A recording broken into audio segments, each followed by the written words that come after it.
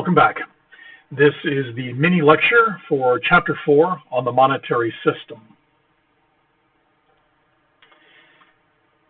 All right. There's just a few things that I want to highlight that I know students sometimes have a little trouble with. Where is it? Here we go.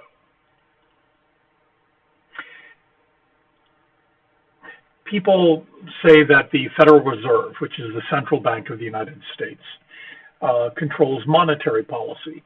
Monetary policy includes, and largely is, controlling the money supply. How much money should there be? But the Fed, it influences the money supply. It does not control it, because there's another major player that does change the money supply, and that is the private banking system. How does a private bank create money?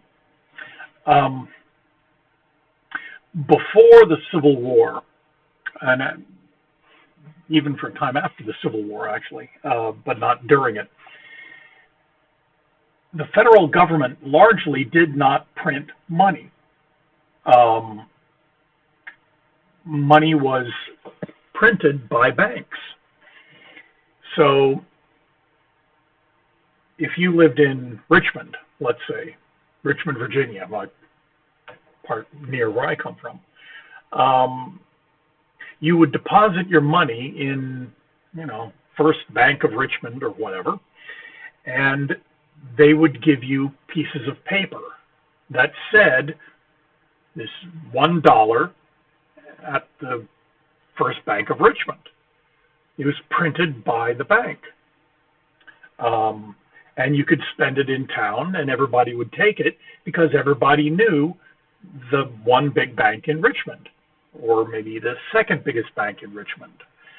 So everybody knew that it was good. If they would take that piece of paper and go back to the bank and say, I want my money or my wealth in some form, gold, silver, whatever, they'd give it to you.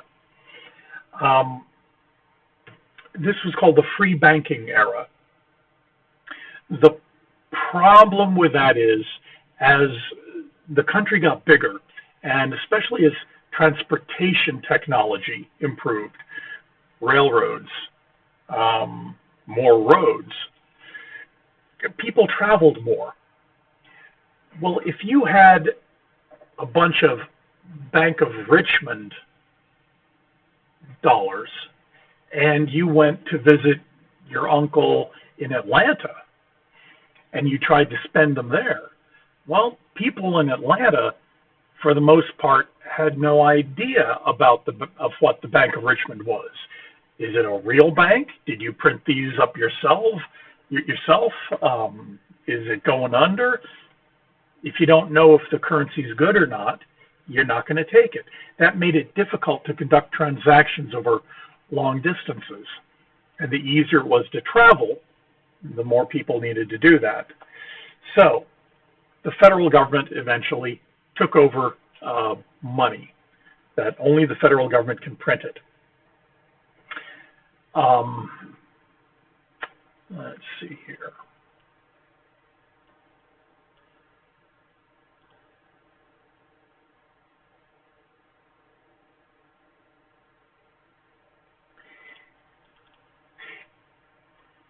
If you go to the bank and put $100 in the bank, well, let's start with this. If there are no banks, then the government decides, the Federal Reserve decides there should be 100 $1 bills in the economy, and that's it. The money supply is equal to exactly $100. The money will move around, but there'll never be more, never be less. But once you introduce banks, that changes. If you go to a bank, if the United States had a where is it? Oh, there we go. A 100%, this is fun, a 100% reserve banking system, That would mean that every dollar that you put in the bank takes and they put it in the vault, and it sits there. And then until you withdrew it. But if that was the way it worked, then the bank couldn't loan money to people because they had to keep it in the vault. We have what's called a fractional reserve banking system, where banks are required to hold a certain fraction of their deposits in the vault, essentially, but the rest they can loan out. So if you deposit $100 in the bank, and let's assume that they keep a reserve ratio of 30%. So they keep 30% of that in the vault, $30, and the other 70 they loan out to somebody else. Banks need to keep enough of their deposits in the vault so that even on a very, very busy day, they'll still have enough cash on hand to be able to give to people who show up and say, I want my money. But everybody isn't going to show up on the same day demanding all of their money. So the banks don't need to keep 100% of it in cash in the vault. Now, let's go to an example.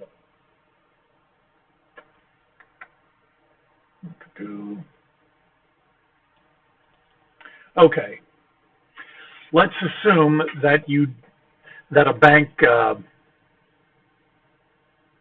has a reserve ratio of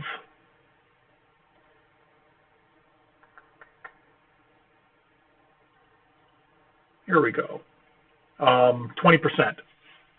And somebody deposits $1,000 in bank number one. The bank will keep 200 in the vault, and 800 they will loan out. Well, before they do this, the money supply, if that's all the money there is in the economy, is $1,000. That's all there is. But once you deposit it into your bank account, then even though you don't have the cash, you still have $1,000. It's just sitting in the bank. So if somebody asked you, how much money do you have? You go, I have $1,000. But the bank takes, in this case, 800 of it and loans it to the second person. That second person then, if you ask them, how much money do you have? They'd go, I have $800. Well, if you have 1,000 and they have 800, then the money supply really isn't 1,000 anymore. It's 1,800. And if person two takes that 1,800 that they borrowed from the bank and puts it in another bank, well, that second bank will take in 800, put 160 in the vault, and loan out 640. Well, this process keeps going. So if the reserve ratio is 20%,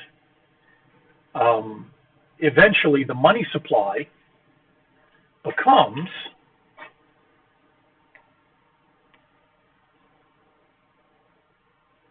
$5,000, starting with $1,000. This is the way it's calculated. The initial amount of money times 1 over the reserve ratio. So the fractional banking system essentially creates more money, not more printed cash, but still it's money. It's liquid. If you have $100 in your checking account, you can spend that $100 today just as easily, pretty much, as if it was a $100 bill.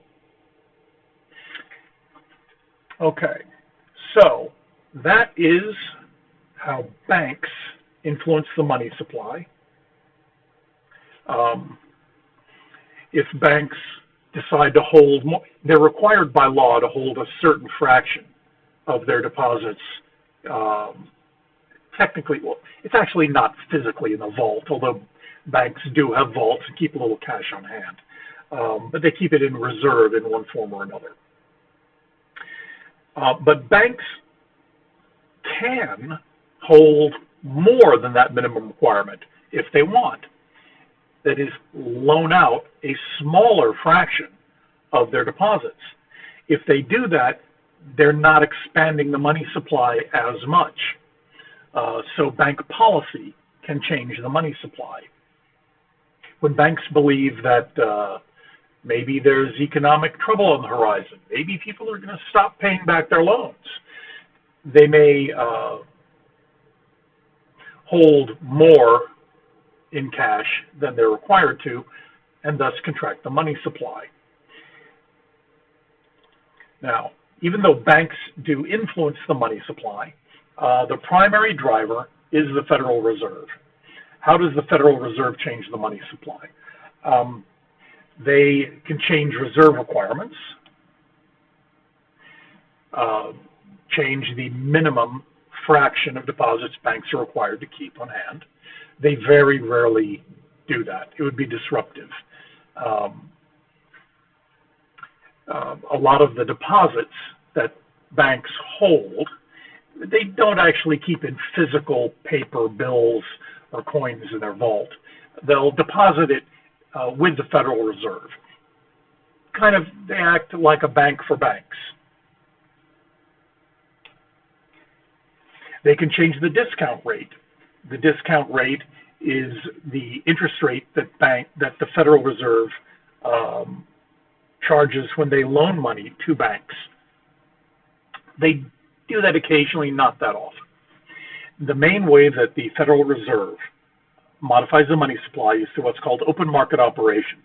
They buy and sell bonds, usually U.S. government bonds, on the open market. If the Federal Reserve wants to increase the money supply, they can, because they're the Federal Reserve, they are allowed to do this, they can create money. It's all digital now, but they have an account and they just make the number bigger, and that's official legal money now. So they'll create money out of nothing. They'll go into the bond market, usually through the Federal Reserve Bank of New York, because New York is where bonds are traded, and they will purchase Treasury bonds.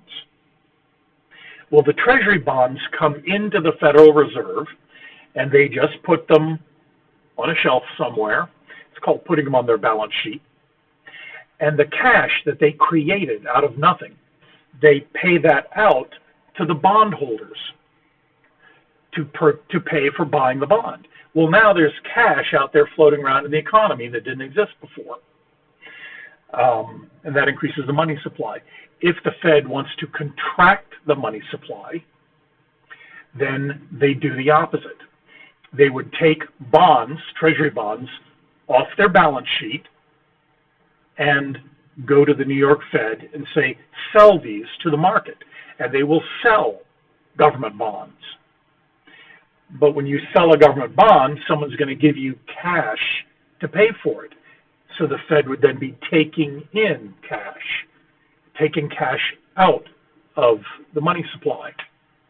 So that's the primary way that the Fed changes the money supply, through open market operations. This is why, of all the Federal Reserve banks, they rotate who gets to sit on the open market committee in the main Federal Reserve in D.C., except for the New York Fed. The New York branch of the Federal Reserve is always a member of the open market committee, because the New York Fed is the one that has to execute these open market operations, has to actually do the buying and selling. Okay. Now, I want to touch on one more item. And the combination of these two things, the Federal Reserve influencing the money supply, and then banks through fractional reserve banking influencing the money supply. This is why the Fed can't precisely control the amount of money there is, because banks get a vote in it too. One moment. Okay. The Great Depression started in 1929 with the big crash on the stock market. To this day, it's been almost 100 years, and economists are still studying it to understand how it happened, why it happened, so that hopefully we can avoid it happening again.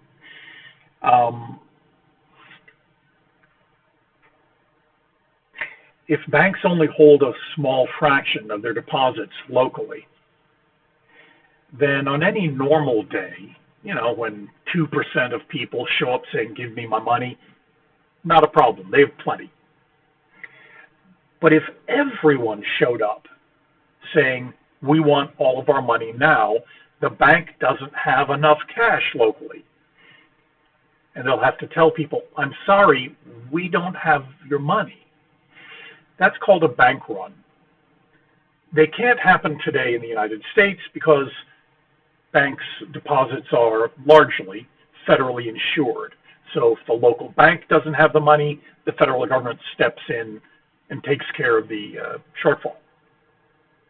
In the 1930s, that was not true. There was no federal deposit insurance. So what would happen is the economy was starting to tank.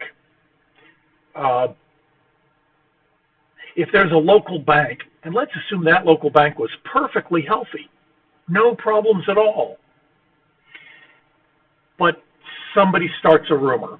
I heard something and I heard it wrong, and I say, or people misinterpret something, somehow or other, a rumor starts that, the local bank, they're in trouble. Maybe they're going to go under and close. Well, if you hear that, you're going to run down to the bank and pull your money out now before the bank maybe collapses. The thing is, if you go down to the bank and say, give me my money, they have plenty. They'll give it to you. No problem.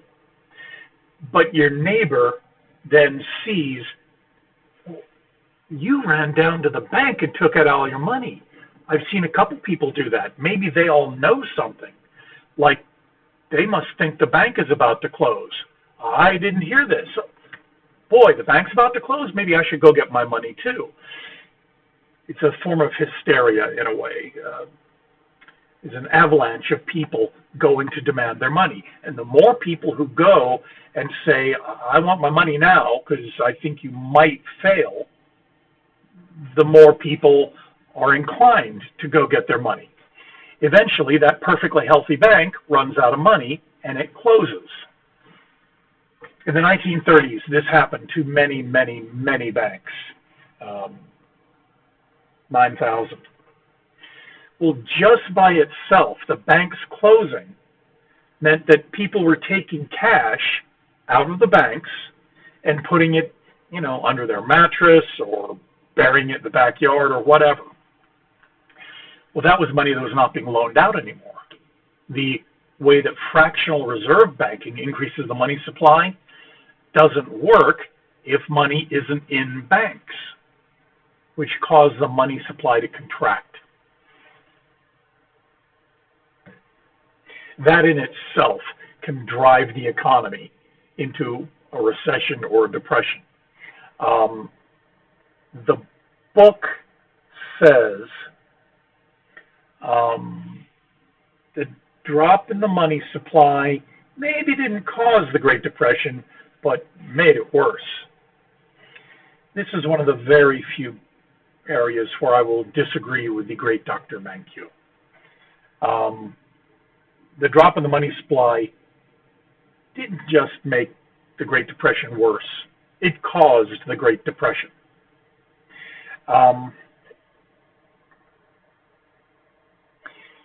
The Federal Reserve, at the beginning of just before the beginning of the Great Depression, made a little policy change and essentially, accidentally, without even knowing they were doing it, contracted the money supply.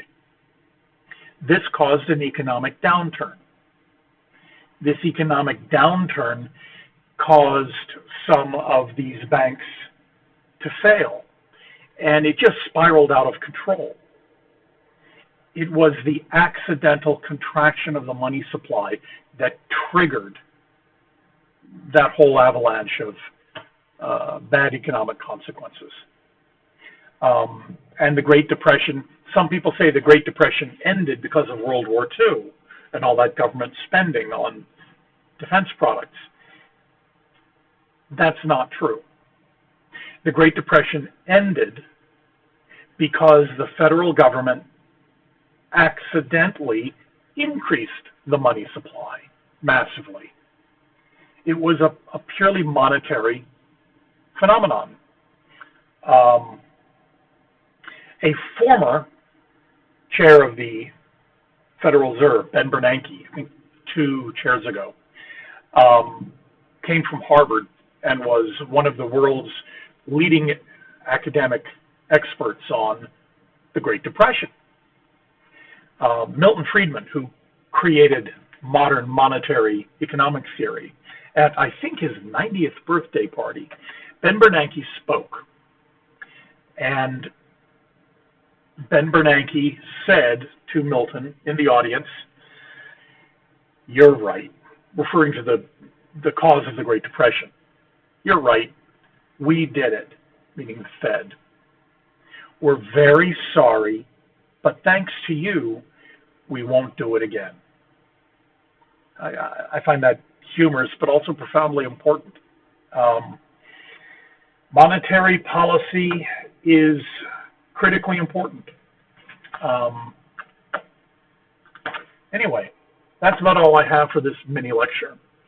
And email me with your questions, and I'll see you next time.